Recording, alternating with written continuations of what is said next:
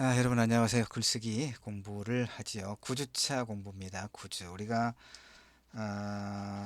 공부했던 걸 돌아보면은 지난 7주부터 7주, 8주, 9주 해서 지금 7주부터 감상문과 비평문에 대해서 공부를 하고 있었지요.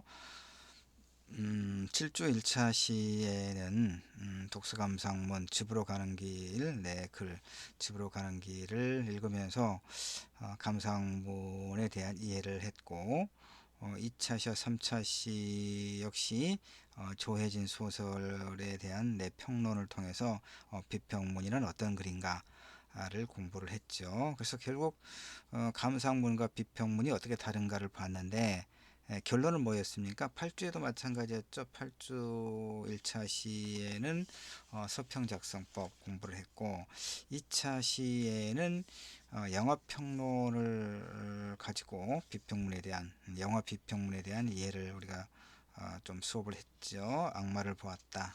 나는 악마를 보았다. 영화. 그 다음에 김봉남 살인 사건의 전말.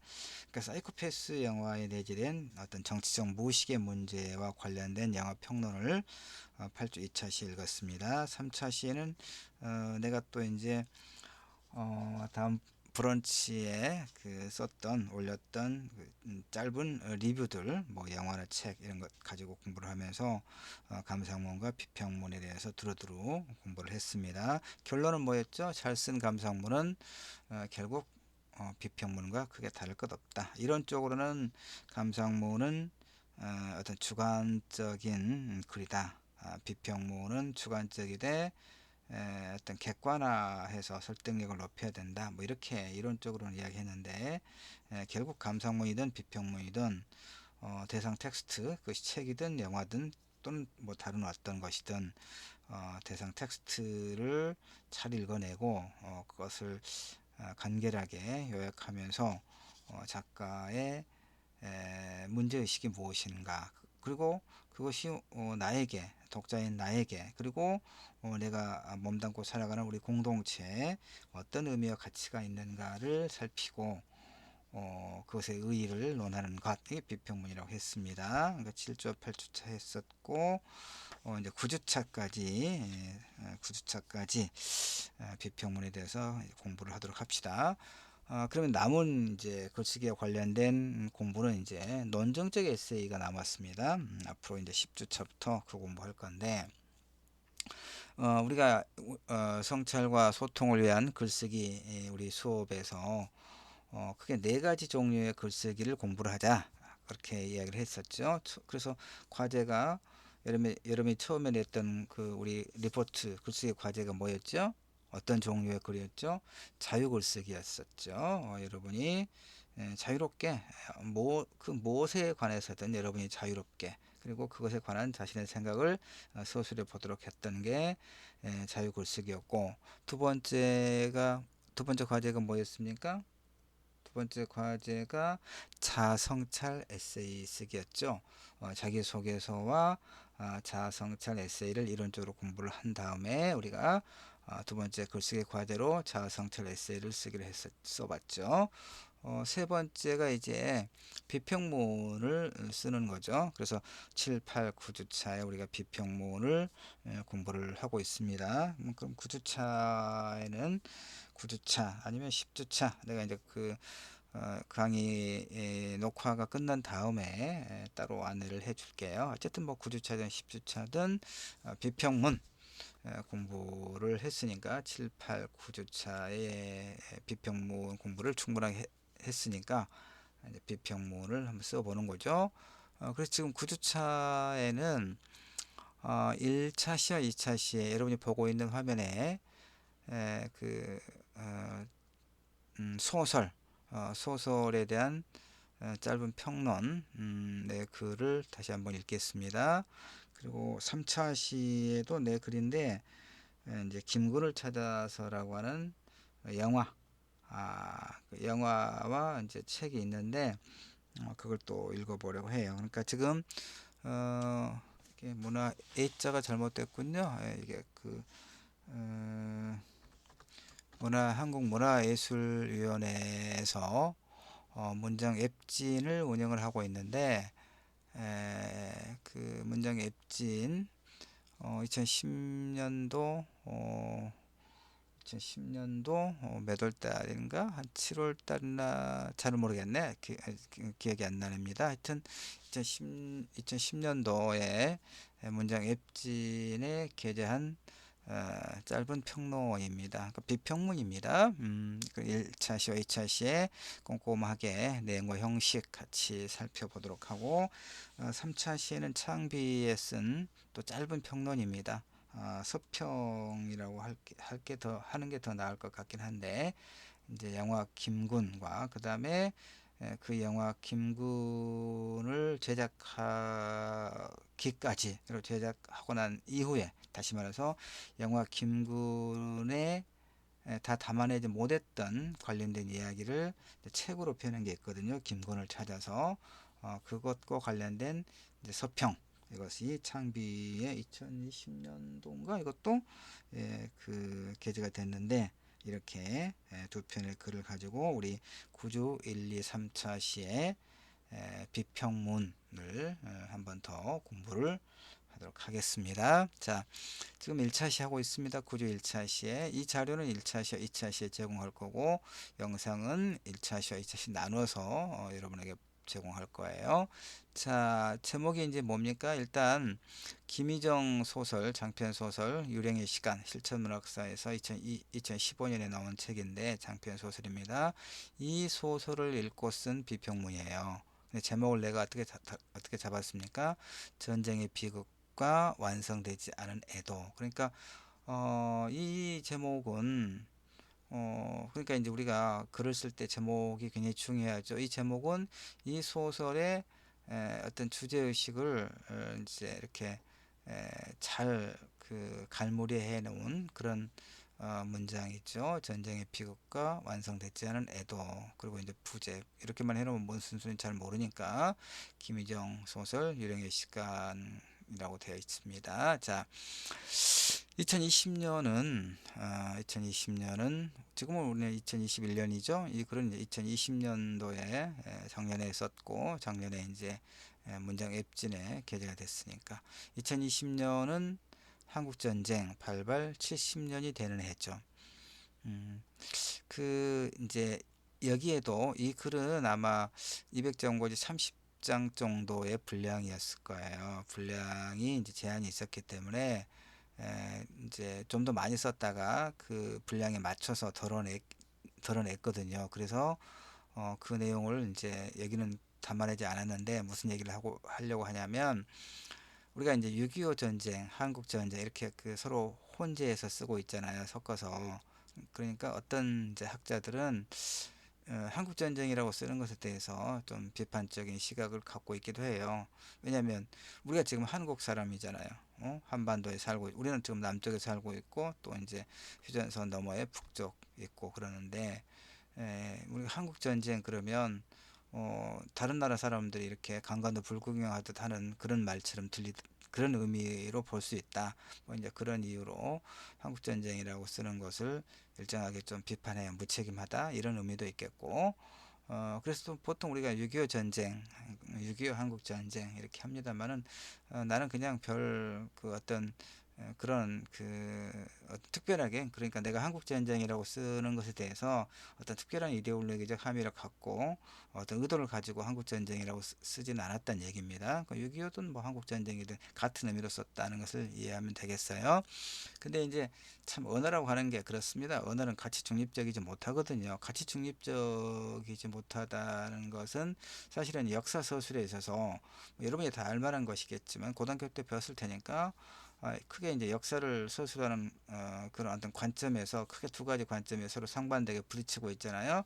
랑케가 말한 소위 실증주의 사학 있는 그대로 사실을 객관적으로 엄정하게 객관적으로 기술하는 것이다. 그것이 역사다라고 하는 거, 역사 서술이다라고 하는 게 랑케가 말한 이제 뭐 실증주의 사학이고 영국의 에드워드 칸은 이제 어떻게 객관적으로 엄정한 객관성을 그러니까 일어난 사건을 그걸 누가 기록하느냐? 역사가가 기록하는데, 역사가가 그 사건을 어떻게 보는가, 어떻게 이해하는가, 자신의 어떤 가치관, 관점에 따라서 그것을 일정하게 그 어떤 주관적인 해석이 그 역사 소설에 들어갈 수밖에 없다. 그러니까 역사 소설을 엄정하게 객관적으로 이야기하기는 어렵다. 이제 이거 에드워드 카가 이제 그 소위 대화주의, 역사주의 그 사관에서 이야기하고 있는 핵심적인 부분이죠.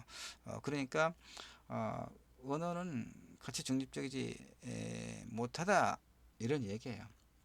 그러니까 한국 전쟁이라고 쓰는 사람과 6.25 전쟁이라고 쓰는 사람은 서로 다른 일정한 이제 어떤 가치 내지는 이데올로기적 함의가 들어있다 뭐 이런 것인데 저는 이제 나는 기본적으로 그거 동의합니다. 동의하는데 일단 여기서 한국 전쟁이라고 내가 쓰는 것은 크게 이제 어떤 의도 없이 쓴다 이거예요. 길게 설명한 이유가 뭐냐면 이게 우리 한반도가 분단 이제 그 동족 간에 그 동족 상잔 서로 굉장히 많은 사람을 죽이고 이산가족을 만들어내고 또 파괴되고 그랬잖아요. 그러다 보니까 이제 분단되고 서로 다른 체제가 체제 경쟁을 하면서 각각의 그 지역에서 정권을 유지하기 위한 그런 이제 그 책략으로 굉장히 많은 사람들을 희생양으로 삼아서 또 죽음에 내몰고 그런 게 지금까지 이어져 오고 있기 때문에 굉장히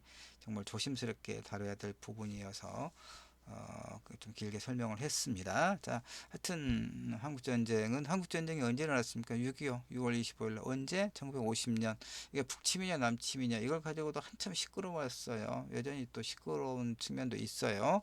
한국전쟁은 뭐 남침이죠. 그 남침은 뭡니까? 남쪽에서 침략한 걸 남침이라고 하나요? 우리가 이게 한국 그 언어가 이렇게 어려운 거예요. 남침이다라고 북한이 남한을 향해서 전쟁을 도발해 온 거죠. 이게 이제 역사적 사실이에요. 팩트예요.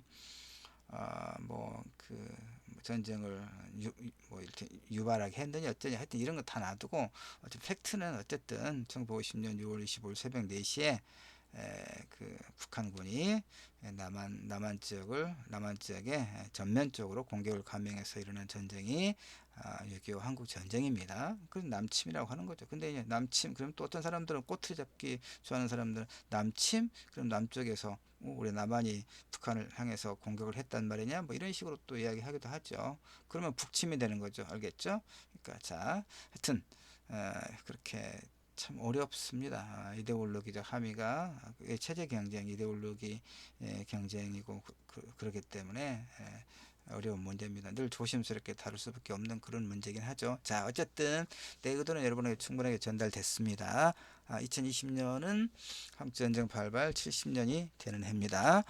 한국전쟁의 결과 고착화된 남북 분단은 우선적으로 물리적 공간의 구획이죠. 물리적으로 남과 북이 이렇게 나눠졌죠. 그것은 정치적 분단을 넘어선 이념과 사람, 기억의 분단을 가져온 매우 비극적인 사건이죠. 비극적인 사건입니다.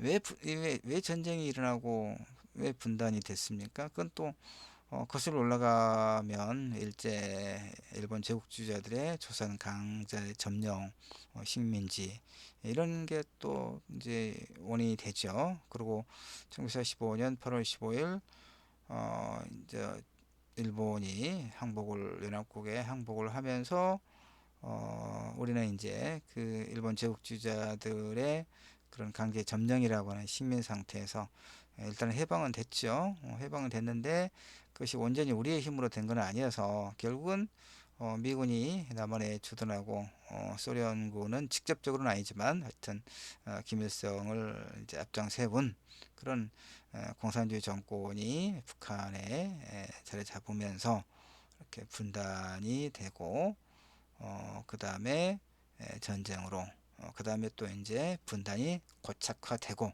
이런 역사적 맥락이 있지요. 우리가 그걸 다 모르지 않지요. 자,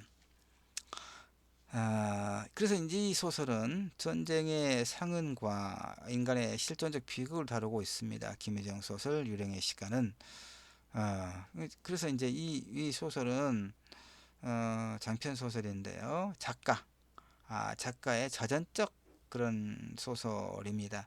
특히 이제 내가 괄호를 해서 설명하고 있는 게 뭐냐면, 부연하고 있는 게 뭐냐면, 이 작가의 그 부친, 돌아가신 작관 그의 부친의 어떤 자전적인 기록을, 그러니까 이 한국 전쟁이 일어나고, 그러니까 이제 이 일제강점기에서 해방이 되고, 남과 북으로 이렇게 체제가 나누어지고, 그러면서 또 전쟁이 일어나고, 그 과정, 그래서 그 전쟁으로 인해서 이산 가족과 사랑하는 사람과 헤어지게 된 그 아버지의 고통을 이 작가가, 여성 이제 딸이 그 지켜보면서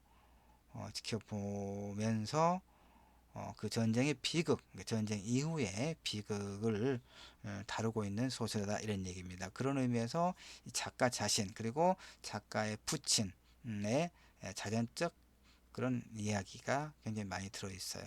그 다음에 이 땅 어디에도 존재하지 못했던 유령으로서의 아버지에게 바친 헌사. 제목이 유령의 시간이잖아요. 왜 아버지가 이 땅 어디에도 존재하지 못했던 유령이었는가를 조금 더 이제 조금 더 이제 나중에 보면 설명이 되겠죠. 작가에게 아버지는 식민 지배와 한국 전쟁과 유신 독재가 만들어낸 유령이자 빛이란 의미는 이제 주체도 객체도 될 수 없는 존재를 우리 빛이라고 하거든요. 유령은 어떤 의미입니까? 있지만 보이지 않는, 그렇죠? 비가시화된 존재를 우리가 보통 유령이라고 하죠. 그러니까 식민 지배와 한국 전쟁과 특히 유신 독재는 또 이제 박정희가 1960년 4월 19일에 그 대학생들의 이승만 삼선 개헌 그 부정선거에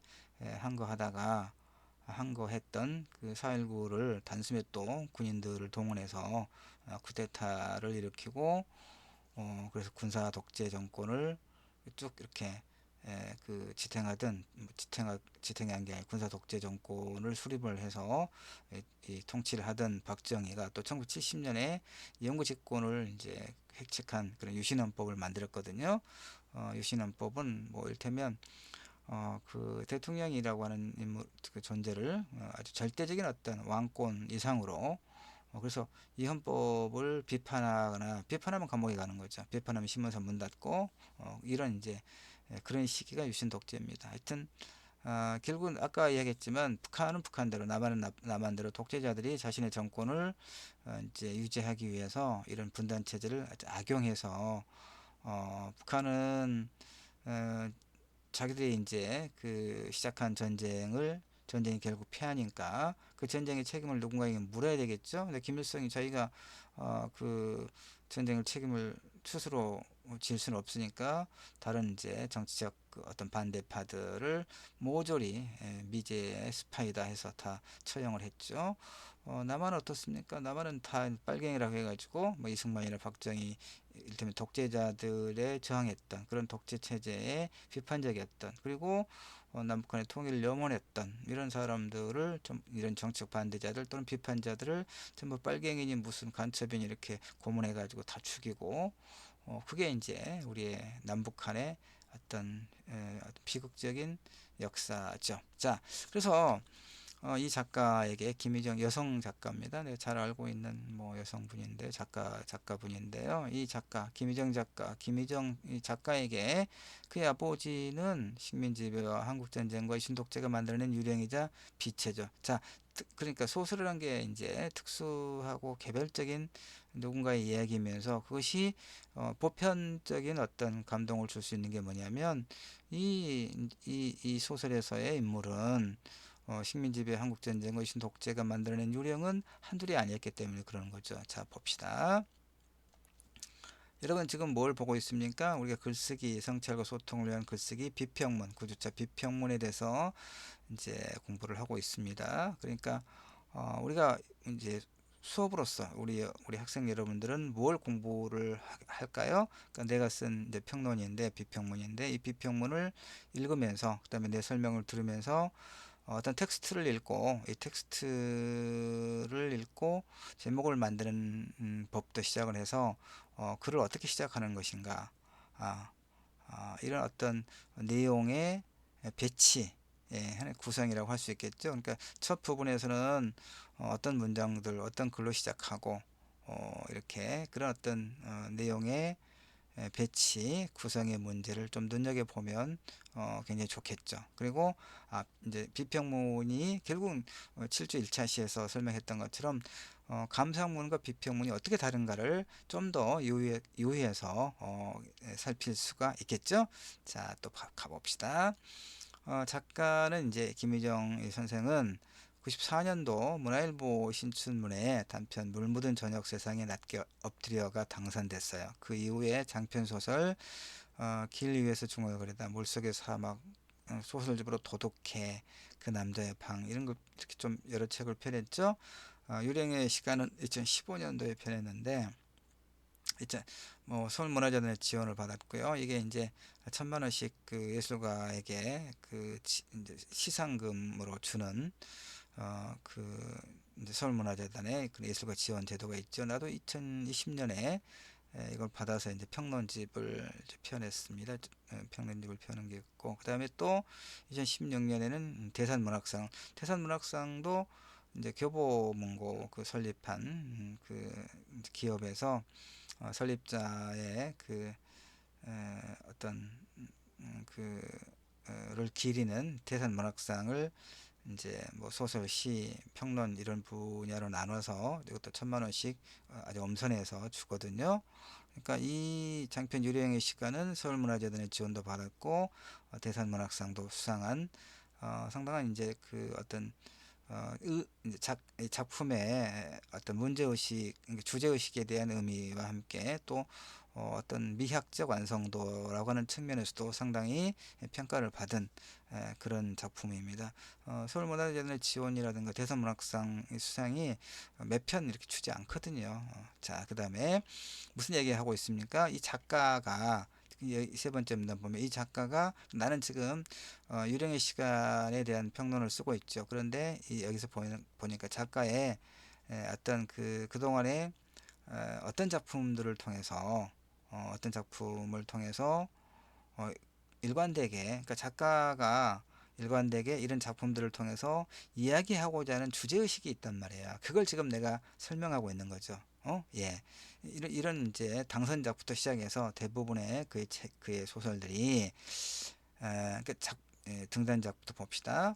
한국전쟁 때 사상범으로 올복했던 아버지, 한국전쟁 때 사상범으로 올복했던 아버지로 인해서, 그러니까 이제 고통받는 가족을, 소설집 도둑개에 수록된 단편, 이런 단편들은 아버지가 없는 집안의 가족들이 겪는 어려움과 갈등을 그리고 있고, 그 남자의 방, 이 장편, 그 남자의 방에서도 그 남자의 방이 소설집이거든요. 이 표제작에서도 작가는 실종된 아버지가 기거하던 방을 지켜보면서 아버지를 하나의 실존적 존재로 이해하는 그런 내용을 다루고 있거든요. 그러니까 결국 작가는 등단작을 비롯한 대부분의 그의 소설에서 아버지의 부재라고 하는 비상한 상황을 그리고 있고, 그렇죠?